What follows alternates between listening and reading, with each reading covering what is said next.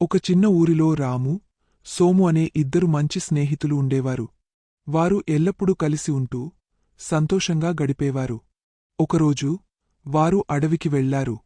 అడవిలో తిరుగుతూ ఉండగా ఒక్కసారిగా ఒక పెద్ద భయంకరమైన ఎలుగుబంటి వారి ముందుకు వచ్చింది. సోము భయంతో వెంటనే చెట్టెక్కిపోయాడు. కాని రాము చెట్టెక్కలేకపోయాడు.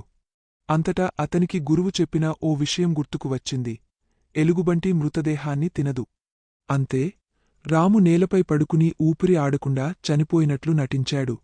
ఎలుగుబంటి అతని దగ్గరకు వచ్చి వాసన చూసి వెళ్ళిపోయింది. తర్వాత సోము చెట్టెక్కిన దగ్గరనుంచి కిందకి వచ్చి, ఏమిట్రా, ఎలుగుబంటి నీ చెవిలో ఏమన్నది? అని ముసుగుగా అన్నాడు. అప్పుడే రాము చిరునవ్వుతో చెప్పాడు, నీలాంటి స్వార్థపరులని నమ్మవద్దని చెప్పింది. నైతిక బోధ: ఆపదలో మనతో నిలిచేవారే నిజమైన స్నేహితులు. స్వార్థపరులను నమ్మకూడదు.